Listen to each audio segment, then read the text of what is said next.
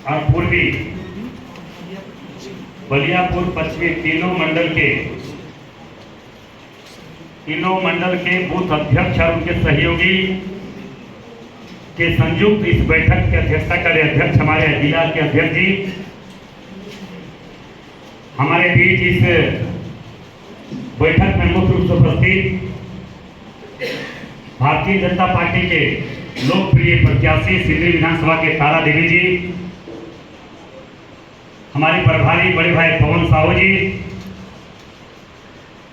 संयोजक श्री संतलाल परमानी जी, बेंगू काकू जी, हमारे संजय झा जी, मिश्रा जी,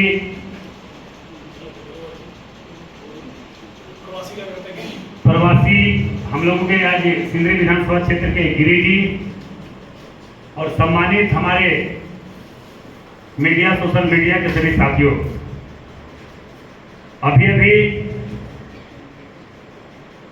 हमें आप लोगों के बीच में आने में थोड़ा विलंब हुआ। एक बिहार से जदयू के मंत्री हमारे यहाँ आ गए थे, जैसे निकल रहे थे उसी समय 1-1.5 घंटा 2 घंटा वहीं पे हमारे लेट हो गया। इसके लिए मैं आप सबों भाई को खेद प्रकट करता हूँ और मैं विशेष रूप से तीनों मंडल से आए सभी हमारे बूथ अध्यक्ष जितने सहयोगी आए हुए हैं, मैं सभी बंधुओं से बस मैं 2-4 शब्द आप लोग से आग्रह करना चाहेंगे। ये भारतीय जनता पार्टी का 2024 के विधानसभा चुनाव के इस सिंदरी विधानसभा में जो स्थिति वर्तमान समय में है वो आप लोगों से अच्छा कोई समझ नहीं सकता। आप देखें कि आज हमारे भाई लोकप्रिय विधायक इंद्रजीत महतो जी विधायक बने 1 से 1.5 साल ही हुआ था। पार्टी के कार्य करने के दौरान मधुपुर के विधानसभा उपचुनाव हो रहा था। उपचुनाव में उन्होंने लगातार 15 दिनों तक घर छोड़कर पार्टी के कार्य में लगे रहे। उसी दौरान कोरोना काल को उन्होंने परवाह नहीं किया। उन्होंने सबसे महत्व समझा कि हमारा पार्टी है। हर कार्यकर्ता को भी समझना चाहिए पार्टी सर्वोपरि है, पार्टी से ही हमारी पहचान है, पार्टी से ही हमारे भारतीय जनता पार्टी से ही हमारा आज उन्हीं के नेतृत्व में, मोदी जी के नेतृत्व में आज देश का मान सम्मान बढ़ा है। तो जो इंसान मान सम्मान का महत्व समझता है वो इंसान पार्टी के लिए तो समर्पित भाव से काम करता ही है। और मुझे पूरा विश्वास है कि भारतीय जनता पार्टी के एक कार्यकर्ता, चाहे भाई हो, बहन हो, नौजवान हो, बुजुर्ग हो, सभी लोगों में रग-रग में ये रहता है कि पार्टी सर्वोपरि है। पार्टी के मान सम्मान को बढ़ाने के लिए कोई भी हद तक जा सकता है। आप समझिए कि कोरोना काल में लोग निकल नहीं रहे थे, डर से कितने दूरियां बना के रख रही थी इंसान के प्रति, मगर हमारे भाई इंद्रजीत महतो जी लगातार पार्टी के निर्देश को पालन करते हुए हर चीज को अपने जान को जोखिम में डालते हुए उन्होंने पार्टी के कार्य के प्रति लगे रहे। उनका परिणाम हमारे सामने भी है और आपके सामने है। उपस्थित बंधुओं, मैं आप लोग से इतना ही आग्रह निवेदन करना चाहेंगे, वो कोई व्यक्तिगत काम करते हुए अस्वस्थ नहीं हुए, वो कोई परिवार के लिए काम करते हुए अस्वस्थ नहीं हुए, वे कोई रिश्तेदार का कोई काम करते हुए अस्वस्थ नहीं हुए, वो पार्टी के कार्य में लगे रहे। उस दौरान वो अस्वस्थ हुए। अब एक पार्टी का कार्यकर्ता का दायित्व क्या होता है आप ही बताइए। आज हम सब हमारे पूजनीय हमारे श्यामाप्रसाद मुखर्जी जी, दीनदयाल उपाध्याय जी को आज हम लोग पूजते हैं, पूजा भी करना चाहिए। आज भारतीय जनता पार्टी के जनसंघ के समय जो पार्टी का संगठन का जो स्थापना किए, आज उनका स्थापना का परिणाम है कि आज हम यहाँ पे बोल रहे हैं। हम सांसद हैं, एक गरीब का बेटा सांसद है। ये देन श्यामाप्रसाद मुखर्जी, दीनदयाल उपाध्याय जी का देन है, अटल बिहारी वाजपेयी जी का देन है। मोदी जी का देन है। जब हमारे पार्टी के पूर्वज जो चीज लगा गए हैं आज उसी को हम लोग फल खा रहे हैं। उसी प्रकार आज समझिए कि इंद्रजीत महतो आज जिंदगी और मौत के बीच में झूल रहे हैं। उनकी पत्नी तीन दिन घूम रही है। क्या हमारा कर्तव्य, सच्चा कार्यकर्ता का कर्तव्य इनके प्रति क्या होना चाहिए, इनके परिवार के प्रति क्या होना चाहिए? हम आप लोग से यही आग्रह निवेदन पूर्वक कहना के लिए आए हैं। उपस्थित साथियों, अगर हम भारतीय जनता पार्टी के कार्यकर्ता हैं, हम भारतीय जनता पार्टी के नीति और सिद्धांत पर अगर चलने की इच्छा है तो हमारा एक एक कार्यकर्ता का दायित्व बनता है कि इनका भाई, दोस्त, बेटा बनकर इनका साथ खड़ा होना है। अगर हम भारतीय जनता पार्टी के कार्यकर्ता के नीति और सिद्धांत पर चलते हैं, भारतीय जनता पार्टी की विचारधारा पर चलते हैं, तो आज हमारा कर्तव्य बनता है कि तारा देवी के भाई बनकर हम लोग इनका खड़ा रहे, इनका सहयोग करें। मुझे आशा नहीं, पूर्ण विश्वास है कि भारतीय जनता पार्टी के कार्यकर्ता ईमानदारी और निष्ठा पूर्वक जिनके साथ खड़ा होता है, उनके लिए अगर मरना भी पड़ता तो कभी पीछे नहीं हटता। इसलिए समस्या अनेक है, अनेक होगा भी। हमारे लोकप्रिय विधायक जी अस्वस्थ होने के बाद बताइए उस परिवार का स्थिति क्या हुआ होगा। ये कभी हैदराबाद, कभी यहाँ, कभी वहां, ये घूमते रही। स्वाभाविक है क्षेत्र में समय कम दे पाया होगा। अगर समय क्षेत्र में कम दे पाया होगा तो एक एक कार्यकर्ता का जिम्मेवारी बनता था इंद्रजीत महतो बनकर क्षेत्र में घूमना, गरीबों के सुख दुख में रहना और लोगों के बीच में ये बताना भी था। हमें पूरा विश्वास है कि आप लोगों ने उस काम को किए हैं। हमें पूरा विश्वास है उस दिशा में आप काम करने का परिणाम है कि आज तारा देवी को पार्टी ने टिकट दिया। आज भारतीय जनता पार्टी केंद्रीय विधानसभा में इतना मजबूत होने का कारण है कि आप दिन रात जनता के बीच में भारतीय जनता पार्टी कार्यकर्ता काम किए। तो मैं आप लोग इतने ही आग्रह करने के लिए आया हूं। आज जो स्थिति आज इस राज्य में और इस देश में धीरे धीरे जो भाजपा शासित राज्य जहां पे है वहां पे हम सुरक्षित हैं। भाजपा जहां पे शासित राज्य नहीं है वहां पे आप स्थिति देख लीजिए। आपका हमें लगता है बंगाल से भी ये बढ़ाकर पार चले जाएगी तो हमको लगता है कि बंगाल का बॉर्डर भी इसमें लगता है सिंदरी विधानसभा क्षेत्र में कहीं न कहीं सटता होगा। बंगाल के लोग हमें सुनने को मिलता होगा, आता होगा, बात भी करते होंगे हम लोग।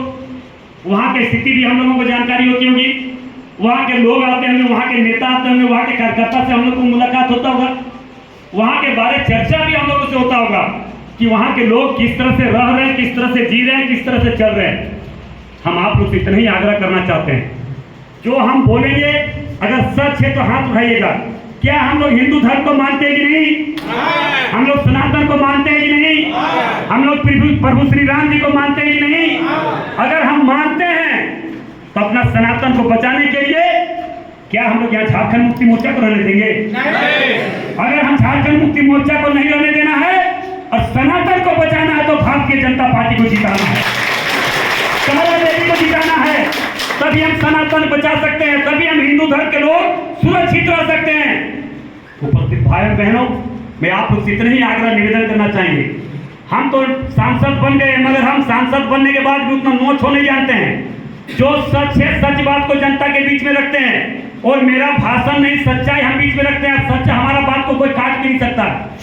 आप बंगाल चले जाइए, हम लोग हिंदू धर्म मानने वाले लोग, हमारा कहावत है कि 12 महीना 13 पर्व है कि नहीं, उससे भी ज्यादा है।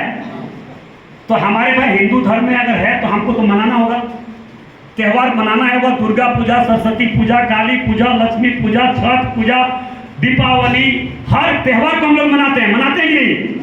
आप बंगाल चले जाइए, बंगाल में अगर सरस्वती पूजा भी करता है वहां परमिशन लेना पड़ता है। ये स्थिति बना हुआ है। क्या आप चाहते हैं कि हमारे सनातन में धर्म में अगर ग्रंथ में लिखा हुआ है कि अगर हमें दुर्गा पूजा करना तो किसी से परमिशन लेने की जरूरत पड़े? अगर जरूरत नहीं पड़े, दुर्गा पूजा का जरूरत नहीं पड़े, काली पूजा का परमिशन लेने की जरूरत नहीं पड़े तो इस राज्य में भारतीय जनता पार्टी का आना अति आवश्यक है, अति जरूरी है। इसलिए मैं आप लोग से आग्रह निवेदन करना चाहेंगे, क्या जो स्थिति वहां पे कोई अगर बिना परमिशन का पूजा कर लिया, पाठ कर लिया तो उसको मुकदमा कर जेल भिजवा दिया जाता है। आप चले जाइए और पता कर लीजिए। अगर हम गलत बोल रहे हैं तो वोट मत दीजिए, आप जाइए पता कीजिए, परमिशन लेना पड़ता है। यहाँ तक कि हिंदू धर्म का सबसे बड़ा त्योहार हम लोग मनाते हैं कि दुर्गा पूजा बहुत बड़ा त्योहार हम लोग है कि नहीं। आप जाइए इस बार दुर्गा पूजा में जितना बड़ा बड़ा पंडाल डेकोरेशन बनता था वहां छोटा कर दिया गया कि छोटा पंडाल में पूजा करो। और ये निर्णय ममता बनर्जी का नहीं है, बांग्लादेश से आने वाले मुस्लिम लोगों का है। ये स्थिति बनता जा रहा है। आज झारखंड में भी वही स्थिति धीरे धीरे बनता जा रहा है। आप पाकुड़ चले जाइए, साहेबगंज चले जाइए, दुमका चले जाइए, जामताड़ा चले जाइए, धीरे धीरे ये स्थिति बनता जा रहा है। क्या हम चाहेंगे कि हम मुस्लिम से परमिशन लेकर हम यहाँ पूजा करें? क्या हम पाकिस्तानियों से परमिशन लेकर हम यहाँ पे दुर्गा पूजा करें? क्या बांग्लादेश के लोगों से हम परमिशन लेकर यहाँ पे सरस्वती पूजा करें? अगर यदि हमें परमिशन लेने की जरूरत नहीं पड़े, इसके लिए भारतीय जनता पार्टी का आना अति आवश्यक अति जरूरी है। उपस्थित भाई बहनों, मैं आप लोग से इतना ही आग्रह निवेदन करना चाहिए। सत्ता के लालच में, कुर्सी के लालच में हेमंत सोरेन जी इतना अंधा और बहिरा हो चुका है कि उनकी सगी भाभी को अगर गाड़ी कोई दे रहा है तो उसके लिए भी जवाब देने का क्षमता उसके पास नहीं है। आप देखें कि सीता सोरेन जी को किस तरह से अभद्र टिप्पणी किया, मगर हेमंत सोरेन की सगी भाभी, बड़ी भाभी जो झारखंड मुक्ति मोर्चा को सींचने के काम दुर्गा सोरेन ने किया, उनकी धर्मपत्नी सीता सोरेन जी को कितना अभद्र टिप्पणी किया, मगर सत्ता में बैठने के स्वार्थ के चलते उनको जवाब देने की हिम्मत नहीं जुटा पाया। ये स्थिति आज धीरे धीरे झारखंड मुक्ति मोर्चा गठबंधन में बन रहा है।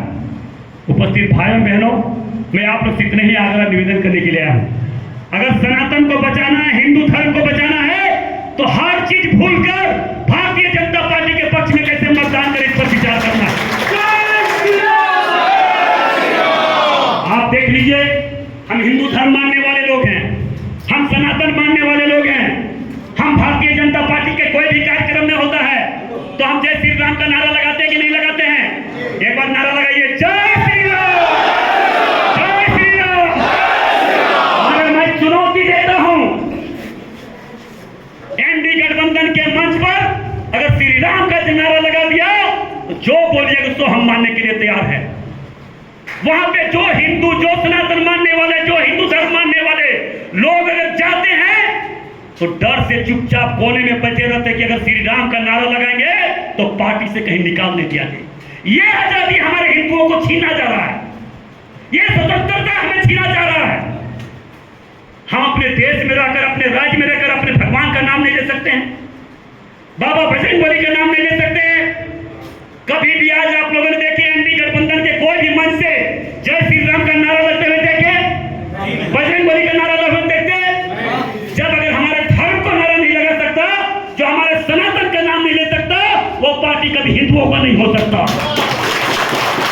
इसलिए मैं आप लोग से आग्रह करने के लिए आया हूं, आप लोगों से निवेदन करने के लिए आया हूं। व्यक्तिगत संबंध खराब हो सकता है, व्यक्तिगत रिश्ता खराब हो सकता है, मगर व्यक्तिगत संबंध के लिए अपने धर्म को कमजोर मत कीजिए। व्यक्तिगत संबंध के लिए हम अपने सनातन को कमजोर नहीं करेंगे, आने वाले पीढ़ियों को कमजोर नहीं करेंगे। जिस भगवान ने हमें बोलने की क्षमता दी, जिस भगवान ने हमें सब कुछ दिया, प्रभु श्री राम जी के विचार धारा पर चलने का काम जो हम लोगों ने किया, उस विचारधारा को कमजोर करने के लिए अगर कोई चाहे तो भारतीय जनता पार्टी कार्यकर्ता कभी बर्दाश्त नहीं करेंगे। तो उपस्थित भाइयों बहनों, मैं आप लोग से बस यही आग्रह निवेदन करने के लिए सभी बूथ अध्यक्षों को बुलाया हूं। मुझे आशा नहीं, पूर्ण विश्वास है कि जो भी कमियां या कमी है, मैं एक सांसद के रूप में आपके बीच में बोल रहा हूं, और सांसद के साथ साथ आपके भाई के रूप में मैं बोल रहा हूं ढुल्लू महतो, कि जब किसी भी प्रकार का कोई भी जरूरत पड़े, अगर हमारी बहन, दीदी, भाभी जो भी अगर जो नहीं सुनती है बेचारी, अगर कहीं काम में व्यस्त है, तो कभी भी आप फोन लगा के देख लीजिए, हम आपका फोन रिसीव करेंगे और आपका एक एक समस्या का निदान भी करने का हम प्रयास करेंगे। आप पता कर लीजिए, कल ही रात को लगातार, कल एक चंदा देवी, उनकी बेटी की तबीयत खराब हो गया, कल 3 यूनिट ब्लड हम जाकर हॉस्पिटल में तुरंत दिए। कल फिर एक जगत महतो भाजपा नेता, उनका भी 20 हाथ चल दिए। एक लाश मर गया था, एक आदिवासी दलित परिवार का लाश को छोड़ा नहीं जा रहा था, फिर लाश को हम जाकर छोड़वाने के काम किए। उसके बाद जाकर हमने अपना जो भी कार्यक्रम था उस कार्यक्रम को करके फिर हमारा व्यक्तिगत कार्यक्रम के 1:30 बजे रात को हम घर आए। 1:30 बजे तक लगातार दीपक सिंह चौधरी पुटकी में रहने वाला एक हमारे अध्यक्ष थे, वो हमको लगातार फोन किया, उनका समस्या हुआ, हम फोन उसका रिसीव करते रहे, रात को 1:30 बजे उनका समस्या का भी निदान किया हम। तो भाई बहनों, मैं आप लोग इतना ही आग्रह निवेदन करना चाहेंगे कि भारतीय जनता पार्टी के विचारधारा पर चलने वाला कभी अपने आप को कमजोर मत समझिए। कमजोर इसलिए नहीं समझिए कि आपका भाई ठुल्लू महतो आपके साथ खड़ा है, और ठुल्लू महतो जहां पे खड़ा है समझिए आप ठुल्लू महतो खुद है। इसलिए आप लोगों ने लगातार देखे कि धनबाद के धरती पर भारतीय जनता पार्टी ऐसा पार्टी है जात पात धर्म से ऊपर उठकर समाज के लिए, राष्ट्र के लिए काम करता है। भारतीय जनता पार्टी सब समाज को लेकर चलने का क्षमता रखता है। इसलिए हम आप लोग से इतना ही आग्रह निवेदन करना चाहेंगे, कौन क्या बोलता है, कौन किसी का बात मानिए। देश को देखिए, इस राज्य को देखिए, हमारे सनातन धर्म को देखिए, हिंदू धर्म को देखिए कि वो कमजोर नहीं हो। अगर वो कमजोर हो जाएगा तो हम रहने लायक भी नहीं रहेंगे। इसलिए मुझे आशा नहीं, पूर्ण विश्वास है कि किन्हीं के मन में भी पूछे तो यहीं पे भूल के जाइए और अपने अपने बूथ में लग जाइए, और जो नहीं लगा है उसको भी आग्रह निवेदन करके जो बात को सुने उस बात को बताइए और उन्हें भी लगाने का काम कीजिए। आप देखिए कि यहाँ पे कौन तारा, 3 तारा में 4 तारा खड़ा है, वो तारा नहीं है, वो चमकने वाला तारा नहीं है, वो टिमटिमाने वाला तारा, चमकने वाला तारा हमारे पास चमकने वाला तारा है। यही तारा किसी को चमका सकता है।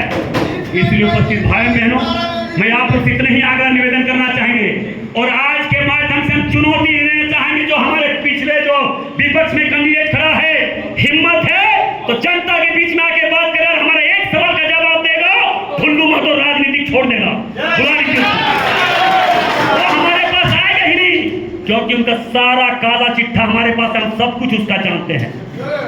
जो व्यक्ति माफिया से पैसा ले, गुंडा से पैसा ले, पैसा के लिए कोई भी हद तक गिर जाए, वो व्यक्ति सिंदरी का जनता का नहीं होता। आप पता करिए, सिंदरी का आप ज्यादा जानते होंगे, हमसे ज्यादा जानते होंगे कि पैसा के लिए कोई भी हद तक वो इंसान गिर सकता है। उसे लोग वो बोलता है लाल पार्टी के आदमी रीति और सिद्धांत पर चलने वाला है, लाल पार्टी तो बिकने वाला है, लाल पार्टी को बिकने में, खरीदने में लोग तो जानते हैं कि कितने लोग खरीदा क्या। इसलिए आज तो ये स्थिति है कि टिमटिमाता हुआ धीरे धीरे धीरे धीरे टिमटिमा रहा है, फिर वो यहाँ पे बढ़ना चाह रहा है। मगर भारतीय जनता पार्टी के एक कार्यकर्ता भी इतना जग चुका है कि टिमटिमाने वाला नहीं, चमकने वाला तारा को हम चल पाएंगे। इसलिए हम आपको ठीक से आग्रह निवेदन करना चाहिए, बहुत तरह के हथकंडा वो अपनाएंगे, तरह तरह का बात बोलेंगे, मगर हमारे पास नहीं बोल सकता है, वो आपको बता देना चाहिए। और हम प्रमाण के साथ बहुत जल्द आपके सामने हम प्रमाणित करेंगे कि वो कितना करप्टेड है, कितना भ्रष्ट है, कितना लुटेरा है, कितना गरीब विरोधी है, कितना सिंदरी लोगों का, सिंदरी का जनता का विरोधी है। हम ये प्रमाण के साथ आप लोग के बीच में बहुत जल्द आएंगे।